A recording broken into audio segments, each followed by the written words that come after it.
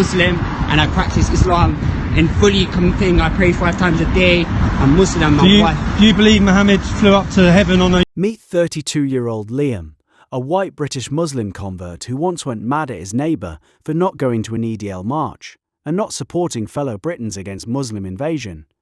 Liam is now a Muslim, and so is his neighbour. Speak about double standards, but this fated encounter with Tommy Robinson is about to reset his perspective in ways he never imagined.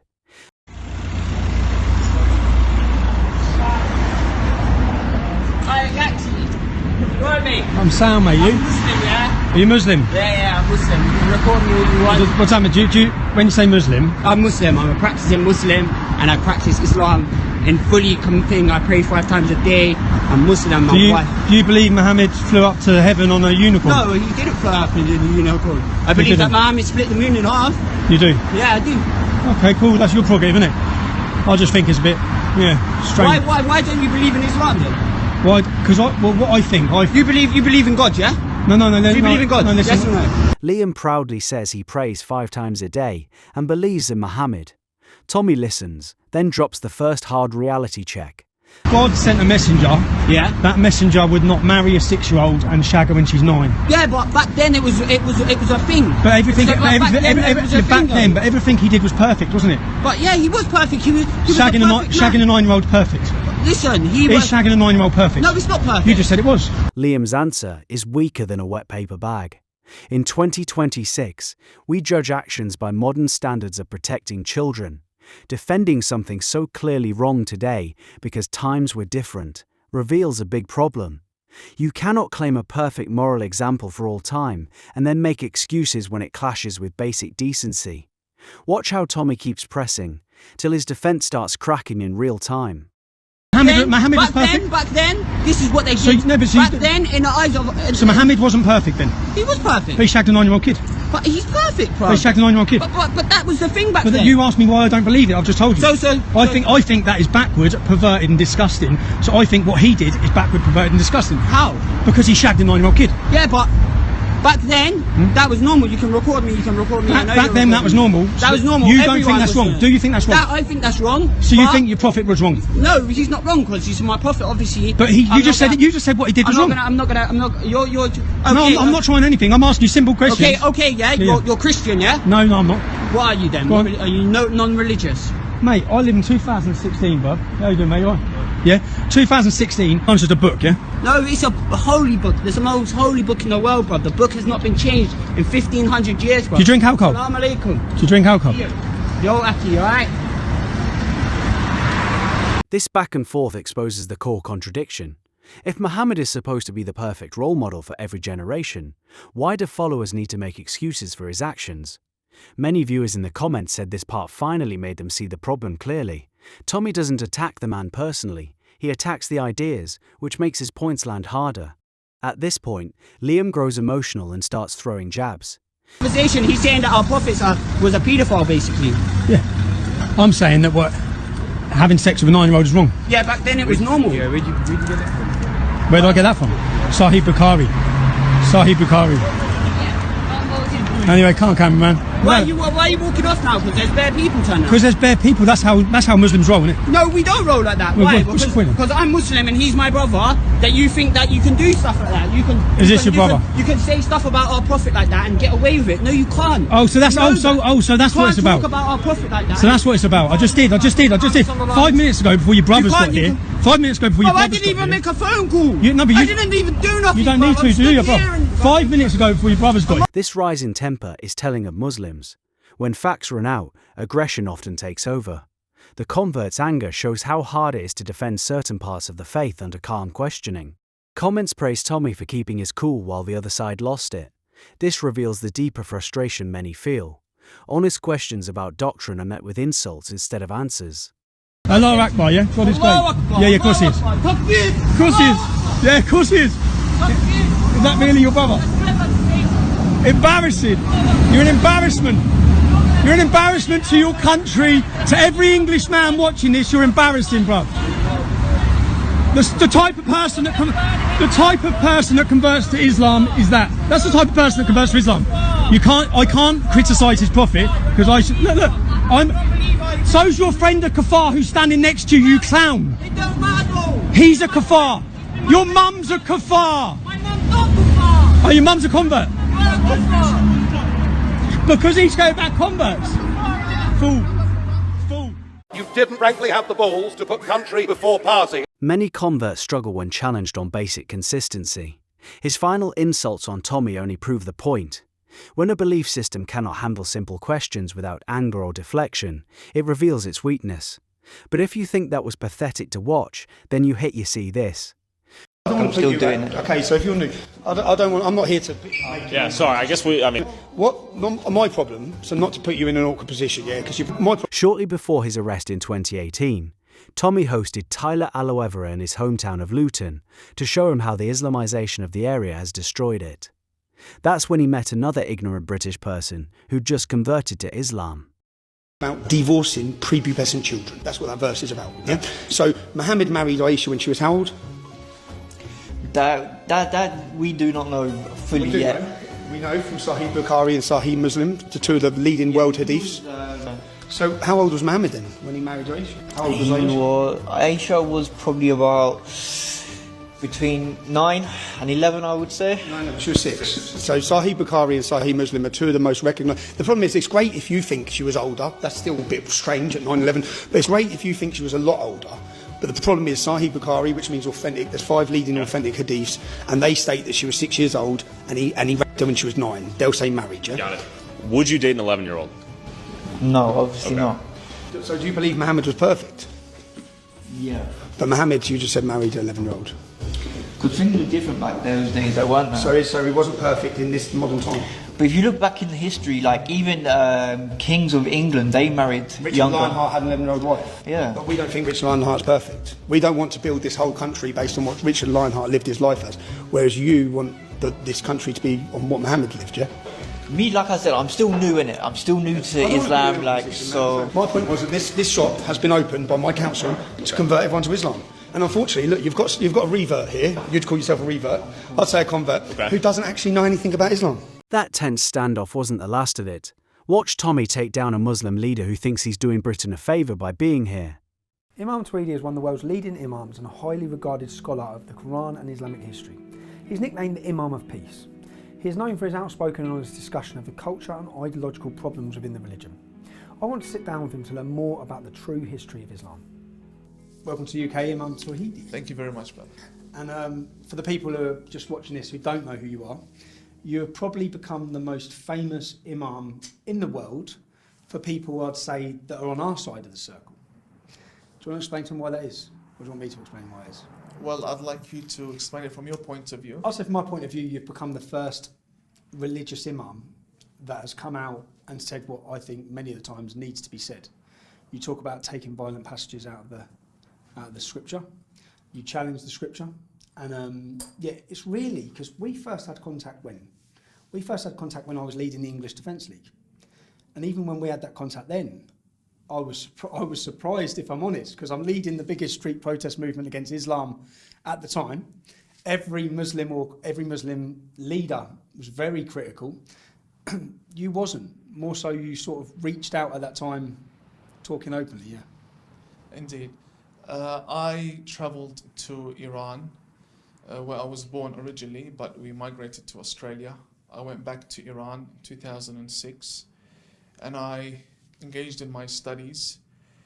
And during my studies, I saw a lot of corruption within the political system of how the Islamic governments control the students and what they study, which at the end leads to missionaries coming to the West from these Islamic governments, being trained and funded. And I was once upon a time one of these missionaries that would be sent around the world to Canada and so on to preach Sharia law, spreading the caliphate under the... Too many religious leaders stay silent when speaking truth brings danger. This willingness to criticize problems from inside the faith creates rare space for genuine discussion instead of endless deflection.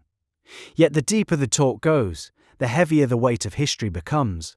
Government or and even Sharia courts and so on. When I saw this corruption, I criticized them. I paid a very heavy price, interrogations, prisons, And then What, in Iran? In you Iran. You was in prison in Iran? Yes. For challenging it in 2006? Yes. Okay, I wasn't aware of that. And it was actually 2012. 2012, okay. Yes, in Iran. And I moved to Iraq, and I got involved in a few media projects.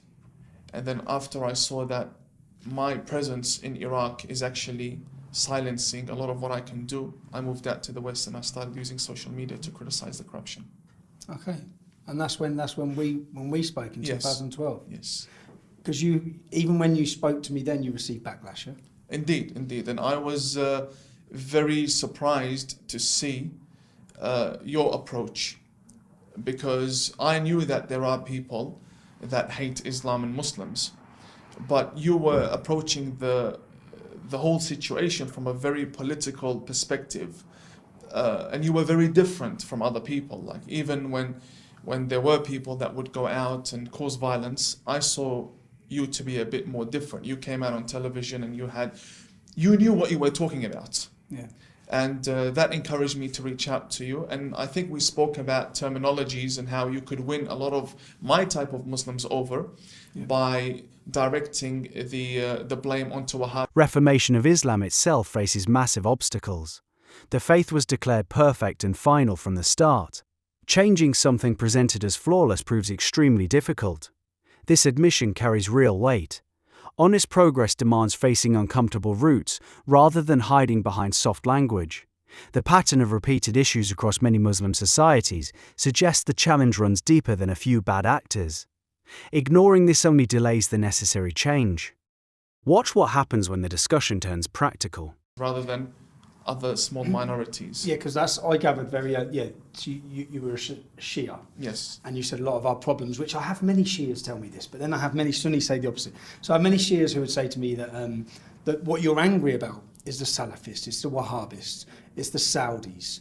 That's what I should be angry about. That's the problems that I see, and that's pretty much, I think, at the time what you was getting at. Yes, but there were other things that I didn't tell you. Because I was living within those areas and my communications could be monitored. The Shia also have problems with Hezbollah and the Iranian regime, and we've seen what they've been doing lately. So yeah, I think it's more of terminologies that, if used properly, can actually lead to better results when clashing with them in the media or even on diplomatic level. So right now, as an Imam, what are you fighting for? Reformation of Islam? I say Reformation of Islam, but in reality, limiting the influence of extreme ideas matters more than hopeful promises of quick reform. Rapid demographic changes without strong integration create visible strain on communities, safety, and social trust. Protecting core Western values, laws, and the safety of citizens is not bigotry, it is basic responsibility. Generosity without boundaries risks turning kindness into self-harm. Societies thrive when they maintain clear standards rather than endless accommodation. Watch carefully, because the human reality behind the numbers adds emotional depth to the exchange. Be a reformation. You know very well there'll never be a reformation. There will never be a reformation of Islam. I'm glad you said that.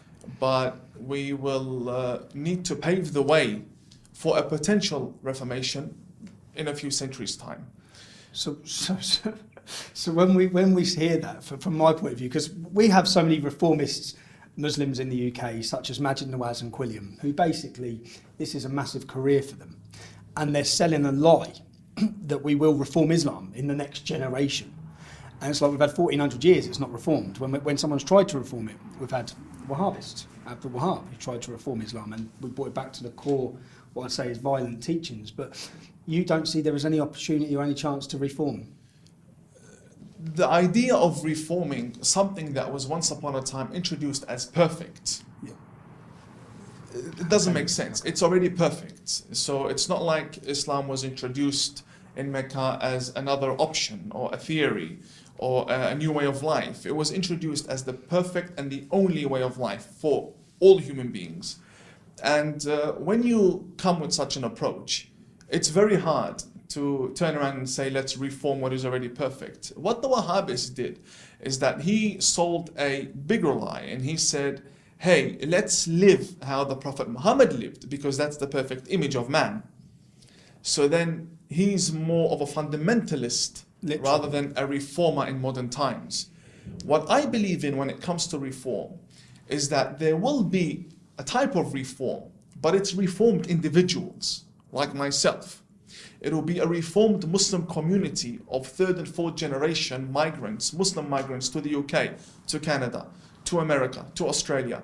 People who no longer feel the attachment to what's happening in Syria and Iraq. For example, if most of these Good individuals exist in every group, but good intentions cannot erase recurring patterns of violence and division. Britain has welcomed many, yet parts of the country now feel changed beyond recognition. Native voices expressing concern deserve respect, not automatic dismissal as hate. Honest conversation about integration failures, parallel societies, and cultural clashes serves everyone better than polite silence. The cost of denial shows in daily life across many towns.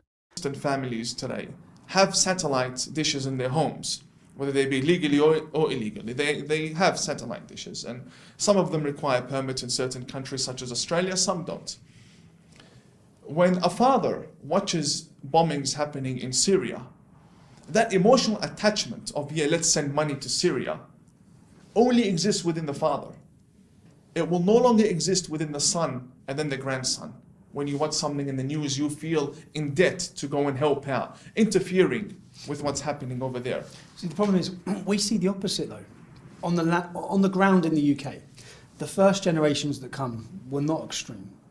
The extreme, in fact, every generation we go through in the British Muslim community, they get worse and worse. Their views and their intolerance gets worse. And that's, by any Pew research or any research, it shows that actually, even for example, it's the youngsters now. The majority of terrorist attacks now are 17 to 24-year-olds. That's the majority of arrests, and now youngsters. And that we've seen that change over the last 20 years, from being elder Muslims to then going into the youngsters. So for us to think, I've said so many times, what we need is a worldwide revolution within the Islamic community to get rid of the hatred. But that's not what we see. So, you know, say I'm an Englishman, and should I sit here, or should our country sit here and gamble on the chance? What do you think the realistic opportunity is for there to be a revolution, or for there to be a mass uprising from Muslim youth who are going to throw away their detachment to this extremism? It will never happen. It will never happen. So as an Englishman, see, this is why I say we have to stop Islam. We don't have to stop extremist Islam. We don't have to stop radical Muslims. We have to stop Islam in the UK. And I say that in the sense that I'm a father of three. When I look at what previous forefathers done in this nation to protect and preserve a safe and prosperous Britain for the next generation of children. This interview stands apart because it avoids slogans and faces hard truths. Reform inside Islam will likely take generations. In the meantime, Western nations must prioritize their own stability and the well-being of their citizens. Protecting freedom, equality and social cohesion is not extremism, it is survival. Kindly share your thoughts below